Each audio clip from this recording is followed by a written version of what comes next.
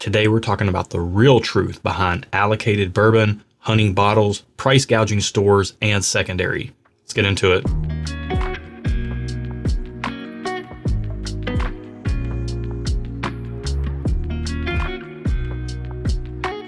Welcome to Stuff and Whiskey. I'm Erin. I'm Josh. And this video is going to be a little more Josh heavy talking wise, so I just want you guys to not come at him in the comments saying that he's not letting me speak. I don't have a lot to say on this topic, so I will interject when necessary. That's a good point. I'm the whiskey shopper in the family, and this is a video kind of about whiskey shopping, whiskey pricing, and things like that. Yes. Although I will say that your sensibilities have rubbed off on me a little bit, but this is going to be a conversation. Okay. So that's what these Tuesday videos are oftentimes, is us just having a conversation. And this year we're getting a little bit more loose and free on the channel. So more loosey-goosey. Yeah, so that's what this is going to be. All right, let's converse. We're going to talk about it. But there have been some pretty big realizations in my life recently regarding this. And this is an ever-changing landscape when you're talking about allocated bourbons, allocated whiskeys, hard to find bottles. You've got stores marking things up at crazy high prices, allegedly. You've got a secondary market out there that's going crazy. So we're going to talk about some of the stuff around that. Okay. And I actually have a really simple equation that I came up with. Don't tune out. It's not hard math. He told me about it and I didn't tune out, so it's okay. She's like, you can't drop math on people. But this is easy. To get bottles you want, there has to be some level of investment and there has to be some level of luck. Now, depending on how much investment you're willing to put in, whether that be time, effort, energy, or money, or some combination, or all of the above, some combination of it. It's likely going to take some combination of all the above. And then you're going to need some level of luck as well, because you have to find the bottle that you want to purchase. So when you combine those two things, you get the bottle or the bottles you're looking for, or a bottle that you may not even be looking for, but you may get lucky and run across something. So that's what we're going to talk about today. And this all kind of came into a little bit more of a clear view for me, because I have held the opinion that I don't agree with secondary pricing. I don't agree with marked up pricing. And this video is a little bit of an addendum. I think I'm using that word right, but this is a little bit of an addendum or a clarification to a video we released the day after New Year. Okay. Where I admittedly somewhat lazily used the word secondary as a encompassing term to encapsulate both the secondary market and the prices that things go for on that, and also to notate like what stores charge if they mark a bottle up. Prices. Okay. Yeah. In that video, when I said secondary and my opinion on secondary had changed, I was kind of thinking about all of that in the broad scope. Gotcha. To clarify, reselling whiskey is illegal. We don't necessarily think that, that's the smartest thing to go out there and do. We certainly don't sell any whiskey ourselves.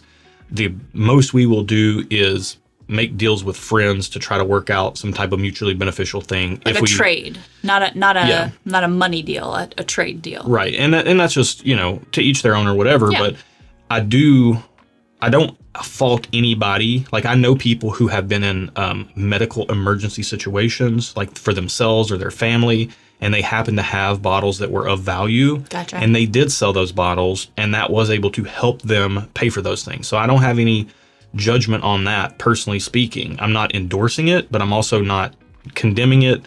It is a risk you're taking if you go that route. Fair, yeah. I definitely don't like the collusion, if you can say that, I don't know where you're going, between store owners and high volume secondary sellers, where a store owner will backdoor whiskey to somebody that they know. Backdoor, like, mean kind of sell it out the back door, so to speak? Is that what that backdoor means? Right. And I've been into a ton of different hobbies, watches, shoes, all that stuff. And those are things that happen in those hobbies as well. Like a shoe salesman, Al Bundy himself, will sell stock out of the back door to somebody they know for highly desired products that person can then go resell for a marked up price. And then they split the profits with the person who supplied them the shoes. The same thing happens in watches, and there's big money in it in watches. And there's also big money in whiskey. And I don't like that. That's not cool. It's causes a lot of problems, I feel like. Yeah. But when you're talking about a private party situation, is it illegal? Yes. Do I think that law is dumb? Yes, I do. But if you sell whiskey, you're still taking that risk. It's a risk, yeah. But you know, if somebody has something and I want to purchase it and I'm able to do that, then that's a different ballgame. You know, that's if I'm looking for something I want and I can find it through whatever avenue necessary that I'm comfortable going down, that's fine for me. Those are my decisions that I make with my money. To each their own. We are not telling you to do that with your money. Right. We're not condoning it. Yeah. We're just saying this is what we do. Right. We want to highlight the legality of it. And I feel like we're kind of belaboring this point, but I think it needed clarifying from the previous video. Okay. Now, let's spin it back to the equation. Okay. Okay. When I said that I changed my mind on secondary, I was specifically talking about pricing. The high marked up prices. Secondary pricing. Yes. Not the secondary market. Specifically. Black market, so to speak. Right. Yeah. Now, what I do mean is, yes, that pricing is on secondary markets as well as in stores who mark bottles up. So what I did was I figured out the math on it. You know, I know that I spend a lot of my time going to my local store. I'm not a bourbon hunter. I don't visit a bunch of different stores. I go to my local store. I support them because I like going in there. I grew up watching Cheers with my grandfather. Like, I like going in a store where everybody knows my name, and I go in there and I hang out and we talk about whatever barrel picks they've got in. Yeah, you do. And I'm like, hey, you need to come home, and you're hanging out.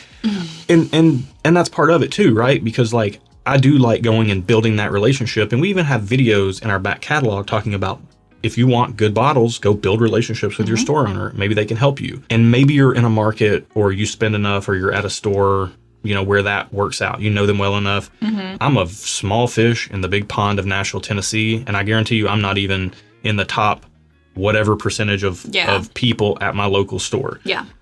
But I do invest plenty of time going by there on a weekly basis every month to see the people, to see what's in and all that stuff. And I did the math on it. I probably have invested about 40 hours a year over a couple hours in the course of a month. Which doesn't sound like a ton, but then it also sounds, it's a week of work. Right. And with that time going in there and visiting my store, getting to know them and everything, I've gotten a few bottles, and I've got them at retail, right? But like, what was the retail cost? My actual investment was all that time invested to build that relationship to get the bottle at retail, you know? Yeah. And oftentimes I don't get the bottles I want. I go in there and I might get something offered to me, but I've gone in there plenty of times and requested things like, hey, I want this bottle. Can you be on the lookout for it? And I guarantee you they get it in, and I guarantee you it goes to somebody that spends more money than I do. That's just a fact. Yeah. And then when I go in and ask for that bottle, they say, we don't have it because it went to someone else, you know? So for the time that I invested going to that store, if I wanted that specific bottle, it would have been cheaper for me to spend that money to spend the secondary value of that bottle at another store that just has it on the shelf, marked up. A lot of people like to call these stores museum stores. I see that terminology thrown around in the community a lot. Okay. So, I mean, like, they're just so marked up, they're like a museum? Like, the bottle sits. They're just going to sit? Yeah. But being able to find the bottle that day and take it home with you, there's something to be said for that. Because you're spending less time right. investing, thinking you're going to get something, and then maybe not getting it. Yeah. Yeah. Now, here's where personal sensibilities come into play, right? Like, some people enjoy that hunt. Like, for them, they would invest 100 hours. Yeah, that's like part of the game for some people. Right, yeah, for sure. To find a bottle at retail. Let's use George T. Stagg, for example. It's one of my favorite products on the market. Let's just say they go for $1,000. Let's say you find them in stores, or secondary is $1,000 on George T. Stagg. But retail's $100. And I think it actually went up to $125. But let's use round numbers to keep it simple.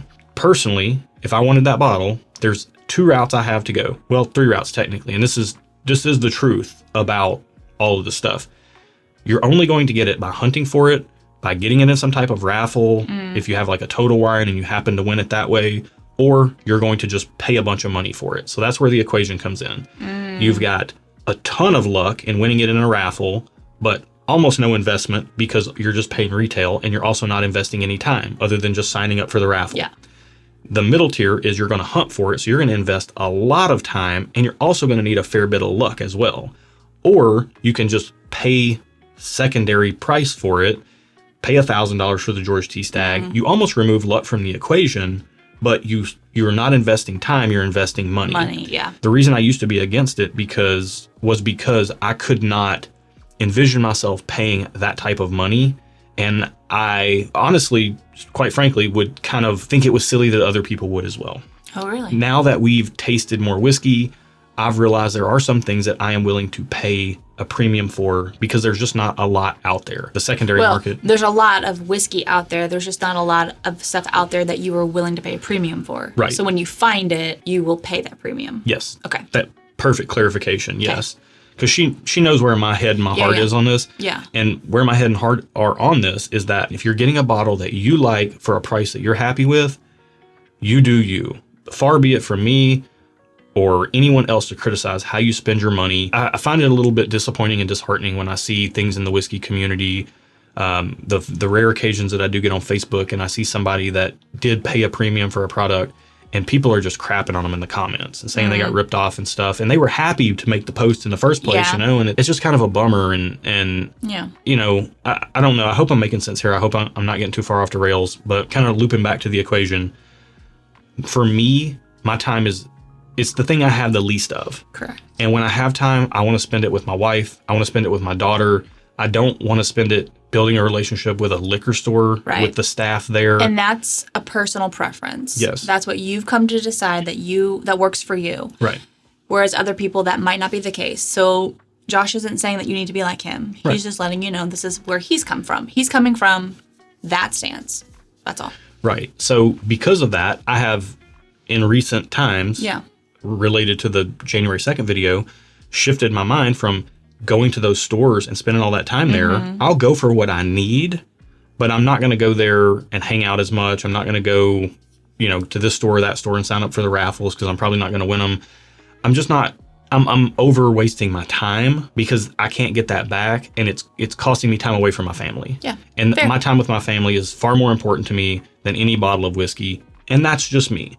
I don't enjoy hunting either, though. Like, that's not fun for me. That's the thing. I think some people enjoy it, and if you enjoy it, then do it. Yeah. Like, that's, I love shopping for yarn. That's so silly, but like, I love doing it, so I'm gonna do it. And like, if Josh loved hunting whiskey, he would do it. Yeah. But and that's fine. And we're not bagging on hunting. What we're trying to say is that we're clarifying, I'm clarifying specifically statements I made in a previous video, but I'm also trying to kind of shed some light on the fact that it's a little bit, I think it could be a little bit short-sighted, and I think it kind of brings out the worst in the hobby when other people want to crap on other people's preferences for how they go about and enjoy this hobby. Yeah. You know, I think that, you know, some people are blessed financially that they're able to get whatever they want, and that's amazing. Yeah. No matter the price. Some people are, you know, I'll be honest, like me, who we have a set amount of money set aside, and I have to budget that money